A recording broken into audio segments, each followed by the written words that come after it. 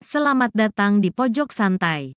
Sebelum Anda mendengarkan audiobook ini, kami menginformasikan bahwa channel ini adalah review audio dari buku yang ada di Indonesia. Untuk membaca keseluruhan buku ini kami menyarankan membeli buku aslinya di toko buku kesayangan Anda, baik offline maupun online. Keberadaan channel ini dimaksudkan untuk membantu Anda mendapatkan pengetahuan dari buku-buku kesayangan Anda. Jangan lupa untuk subscribe, like, dan komen. Selamat datang di Pojok Santai, channel khusus yang membahas komik dan novel dengan cara asik.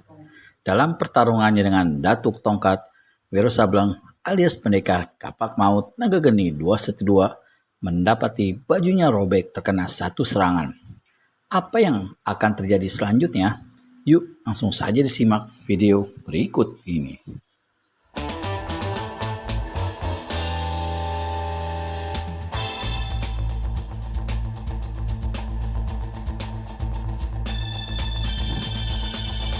Pada satu kesempatan yang tidak disia-siakannya, pemuda ini lepaskan pukulan benteng topan landas samudra.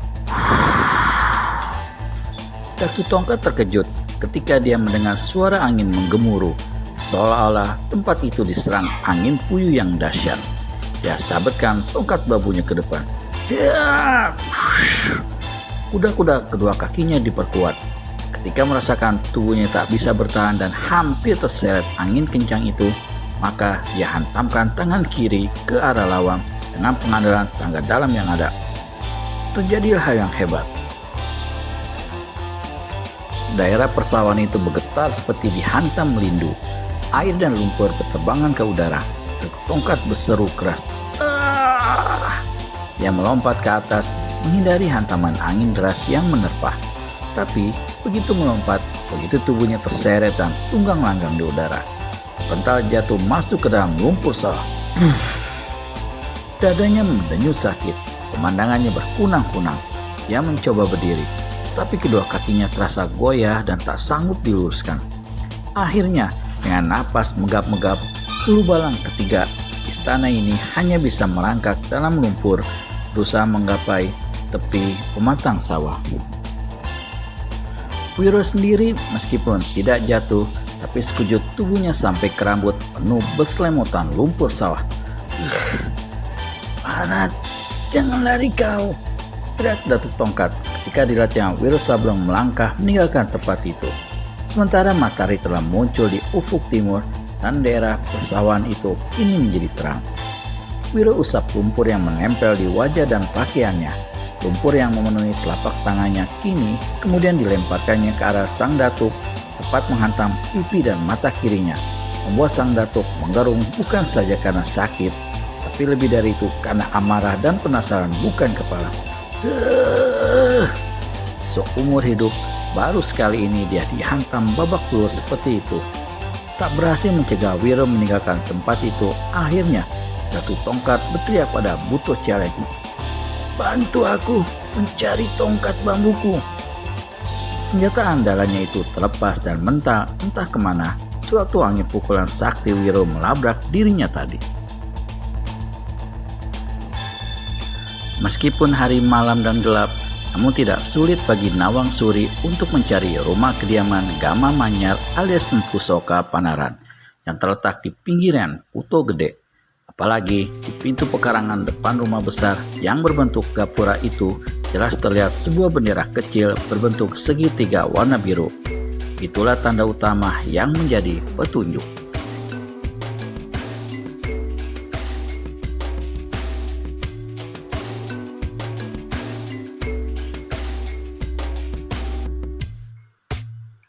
Sesaat setelah memperhatikan keadaan sekelilingnya, Nawang Suri cepat memasuki pintu halaman, naik ke serambi rumah.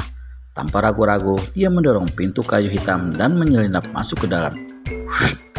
Begitu dia menutup pintu, seorang lelaki tua berpakaian putih dan berkain sarung biru meletakkan lempengan perak yang dipegangi ke atas meja. Lalu dengan cepat dia berdiri dari kursi menyongsong Nawang Suri. "Saya memang sudah punya firasat kalau Raden Ayu akan muncul malam ini." Lalu orang tua yang rambutnya dikonde di atas kepala itu memberi hormat saya berkata, Saya Soka Panaran mengaturkan hormat dan bakti pada junjungan Ratu Nawang Suri. Nawang Suri merasa tidak enak. Dia memandang ke kiri dan ke kanan lalu berkata, "Empu, harap berhati-hati atas sikap dan ucapanmu. Jika ada yang mendengar, kita bisa celaka." Maafkan saya. Saya terlalu gembira bertemu muka dengan Den Ayu hingga melupakan kerahasiaan. Saya hanya seorang diri di sini. Saya tahu, tapi harap jangan lupa kalau dinding dan atap itu terkadang mempunyai telinga. Petunjuk Den Ayu itu akan saya perhatikan, ujar Gama Manyar saya merunduk. Dia memang mempunyai kebiasaan kalau bicara katakan disebutnya dengan Ken. "Berdiri lampu," kata Nawang Suri yang merasa belum saatnya dihormat seperti itu. Gama Manyar berdiri lalu membawa Nawang Suri duduk ke sebuah kursi. "Duduklah. Perjalanan jauh tentu membuat Den Ayu kecapean. Minumlah dahulu." Lalu orang tua ini menuangkan air putih dari dalam kendi tanah ke sebuah cangkir. Nawang Suri menghabiskan isi cangkir itu. Dia memandang berkeliling. Di mana-mana dia melihat berbagai ukiran terbuat dari perak. "Saya lihat Den Ayu tidak melakukan penyamaran sebagaimana mestinya," terdengar Gama Manyar berkata. Nawang Suri mengusap mulutnya di sebelah bawah hidung.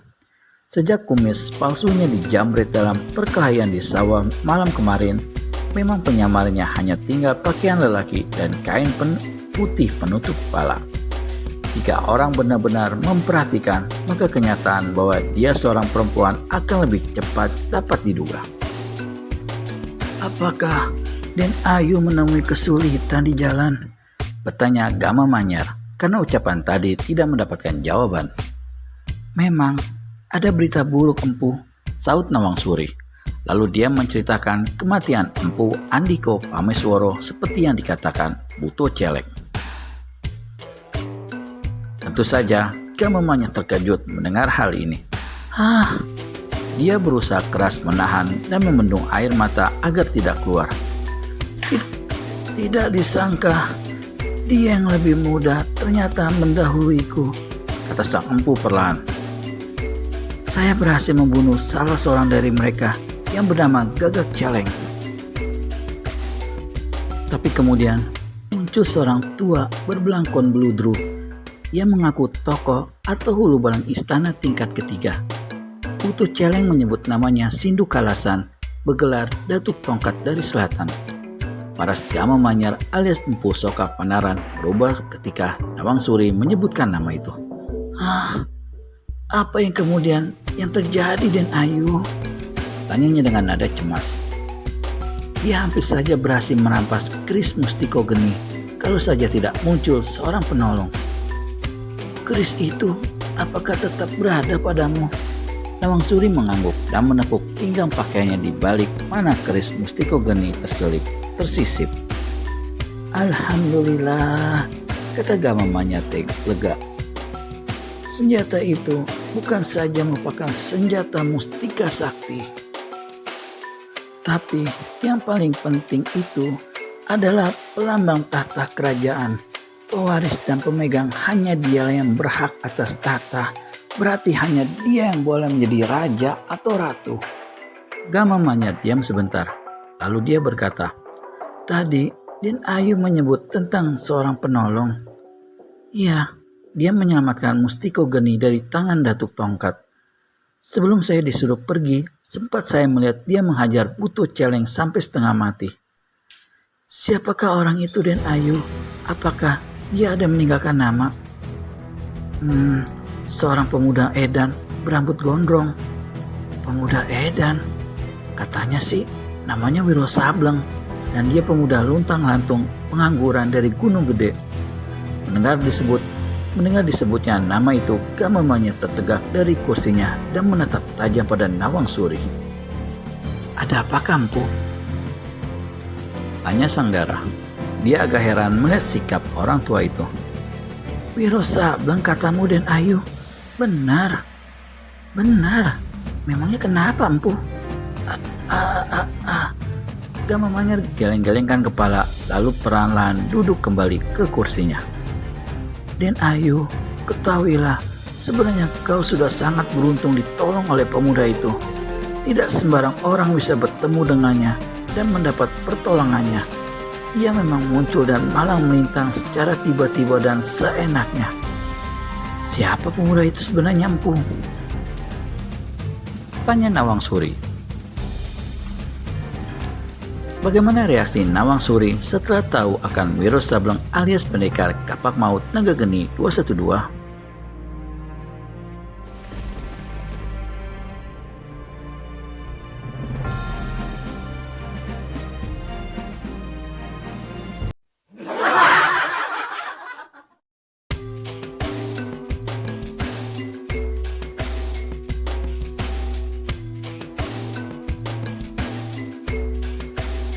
Den Ayu, ketahuilah, sebenarnya kau sudah sangat beruntung ditolong oleh pemuda itu.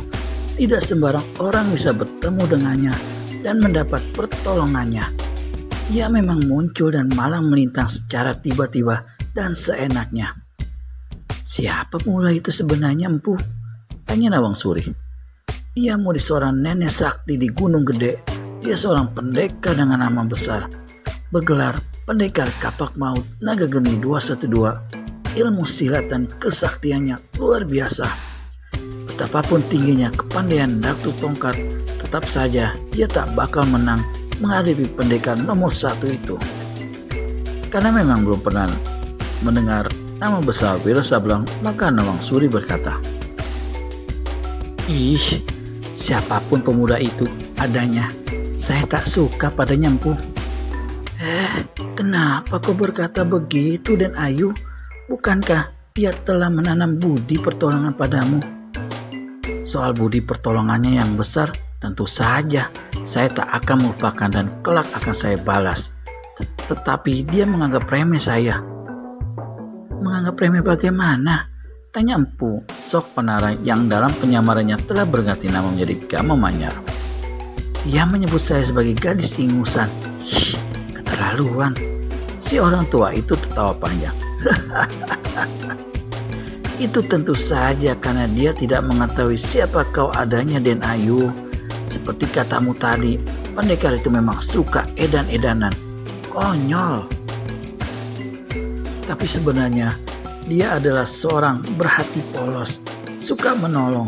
Nama besarnya muncul dalam dunia persilatan setelah dia menghancurkan manusia-manusia dan memusnahkan perserikatan jahat, menghantam tokoh-tokoh silat golongan hitam. Apakah dia berada di pihak kita atau bagaimana? Tanya Nawang Suri pula. Setauku, dia tidak pernah berpihak pada satu golongan. Pegangan hidupnya adalah berpihak pada kebenaran dan keadilan. Kalau begitu, apakah ada kemungkinan kita meminta bantuannya? Sulit bagi saya untuk mengatakannya. Saya tahu betul pendekar semacam dia seringkali bersikap aneh. Jika dia ingin menolong, dia akan turun tangan tanpa diminta. Tapi kalau diminta, justru malah belum tentu dilakukannya. Jika demikian, tak usah kita membicarakannya lebih panjang. Den Ayu betul. Sebelum kemari, apakah sahabat tuaku, Empu Andiko, ada memberi petunjuk apa yang akan kita lakukan untuk menghancurkan kerajaan dan pada akhirnya membunuh Sri Baginda? Nawang Suri mengangguk. Sebetulnya cara yang hendak ditempuh itu kurang berkenan di hati saya, Empu. Namun mengingat kita tidak mempunyai kekuatan, tidak memiliki bala tentara, dan para pendukung terpecah-pecah serta saling berjauhan tanpa ada pimpinan, maka untuk sementara saya bersedia menempuh cara itu. Pada saatnya nanti, tetap kita harus menggalang kekuatan berupa bala tentara.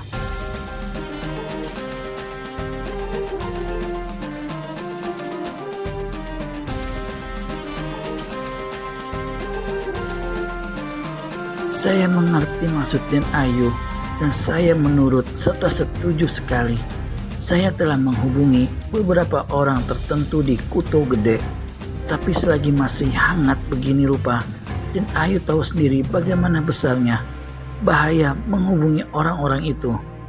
Karenanya, rencana yang sudah kita tetapkan harus terlebih dahulu dijalankan. Kapan kita mulai, Empu? 2 hari lagi Den Ayu, seorang penting akan datang kemari. Dia adalah korban kita yang pertama. Siapakah dia, Empu? Pangeran Ontowiryo, putra si Baginda dan dari istrinya yang kedua. Saat ini dia memegang jabatan kepala pasukan Kuto Gede. Ada kabar dia akan diangkat jadi kepala pasukan kerajaan. Nawang Suri mengusap-usap dagunya yang halus. Dia memang cukup pantas untuk jadi korban pertama, katanya perlahan. Jari-jari tangannya tampak terkepal, tanda tekadnya sangat bulat dan kukuh. Siang itu, rombongan orang berkuda memasuki halaman rumah Gama Manyar, ahli ukir barang-barang perak terkenal di seluruh Kuto Gede. Di depan sekali, seorang lelaki muda berusia sekitar 30 tahun, berpakaian mentereng, lengkap dengan sebilah keris tersisip di pinggang. 5 orang lainnya berpakaian pasukan kerajaan bertindak sebagai pengiring dan pengawal. Lelaki muda berpakaian mewah itu turun dari kudanya diikuti oleh 5 pengawal. "Kalian tunggu di luar, aku tak akan lama," kata si lelaki muda. Kelima pengiringnya menjura patuh. Dengan langkah besar dan tegap, lelaki tadi masuk ke dalam rumah. Di pintu depan, Gama Manyar keluar menyongsong. "Paman Gama, apakah pesananku tempo hari sudah selesai?" Sang tamu ajukan pertanyaan. Gama Manyar menjura hormat sebelum menjawab. "Sudah siap, Raden. Hanya menurut saya, kalau mungkin bisa diberi 1 hari lagi, saya akan memperhalus beberapa bagian, yaitu pada bagian sayap dan ekornya. Tapi silakan pangeran masuk dahulu." "Ya, ambillah barang itu. Aku perlu melihatnya dahulu." Gama Manyar memberi jalan pada tamunya, lalu menutup pintu kembali. Setelah mempersilahkan sang tamu masuk, maka dia pun melangkah ke tengah ruangan, memanjangkan lehernya ke pintu ruang tengah. Saya berseru, "Ratih, bawa kemari pesanan Pangeran Ontowiryo. Beliau sudah datang untuk melihatnya." Pangeran Ontowiryo hendak menanyakan sesuatu, namun mulutnya terkancing ketika di pintu ruangan tengah muncul sesosok tubuh yang elok, dilengkapi paras cantik jelita mempesona. Kedua bahunya yang tidak tertutup sangat halus dan putih, dihias uraian rambut hitam berkilat dan menebar bau harum. Yang muncul ini datang membawa sebuah ukiran perak berbentuk seekor burung Garuda mengembangkan sayap. Di punggung binatang ini duduk dengan sikap gagah seorang berpakaian perwira tinggi dengan tangan kanan memegang sebilah tombak. Melihat paras perwira pada ukiran perak itu, jelaslah mirip Pangeran Ontowiryo sang tamu. Sepasang mata sang pangeran tidak tertuju pada ukiran burung Garuda dan patung dirinya di atas punggung binatang itu, tetapi tertancap pada sang dara yang membawanya. "Ratih," kata Gama Manyar, "ini Pangeran Ontowiryo, kepala pasukan kota raja. Beri hormat padanya." Sang dara yang dipanggil dengan nama Ratih, yang bukan lain adalah Nawang Suri, membungkuk dalam-dalam. Ketika hendak mengambil sikap duduk di lantai, sang pangeran yang sejak tadi terpesona, cepat membungkuk, memegang baunya dan menyuruhnya berdiri kembali. Ketika Pangeran Ontowiryo berpaling pada Gama Manyar, orang tua ini segera maklum akan arti pandangan itu. Maka dia pun memberi keterangan. "Harap maafkan Pangeran, saya tak pernah menerangkan kalau saya masih memiliki seorang anak keponakan. Dia baru saja datang dari pantai utara. Saat ini dia hidup sebatang kara." Kedua orang tuanya dan seorang adik lakinya menemui ajal sebulan yang lalu akibat gunung longsor. Itulah sebabnya saya memintanya datang kemari dan tinggal di sini sambil membantu pekerjaan saya. Pangeran Ontowiryo mengangguk-angguk. Kedua matanya hampir tak berkedip. "Apakah pangeran tidak hendak melihat dulu ukiran itu?" Sang pangeran yang hampir terlupa akan maksud kedatangannya ke tempat itu seperti tersentak, lalu cepat-cepat mengambil ukiran perak dari tangan Ratih. Sewaktu mengambil benda itu, Gama Manyar jelas melihat bagaimana jari-jari tangan sang pangeran sengaja mengelus jari-jari Nawang Suri. Pangeran Ontowiryo memperhatikan ukiran burung Garuda dan dirinya hanya sebentar saja. Bagus, sangat bagus. Tak perlu diperhatikan lagi Paman Gama. Aku cukup senang menerimanya. Lalu mata sang pangeran kembali mengerling Ratih. Sesaat kemudian dia berkata, Paman Gama, aku ingin berbicara sesuatu denganmu. Orang tua Juru Ukir sudah maklum maksud sang pangeran. Dia memberi isyarat pada Nawang Suri sambil berkata, Masuklah Ratih. Ratih menjuru hormat pada sang pangeran lalu cepat-cepat masuk ke dalam. Paman Gama, kau yakin keponakanmu itu belum bersuami? Betul? Betul pangeran. Bagus, kalau begitu tak ada halangan bagiku untuk mengambilnya jadi istri. Mamanya tampak terkejut, walau ini sebenarnya lebih merupakan satu kepura-puraan belaka. Apakah Mamanya benar-benar berpura-pura belaka? Temukan jawabannya di video selanjutnya hanya di channel Pojok Santai. Segera subscribe atau tekan tombol lonceng untuk mendapat notifikasi video terbaru dari kami. Terima kasih dan sampai bertemu kembali.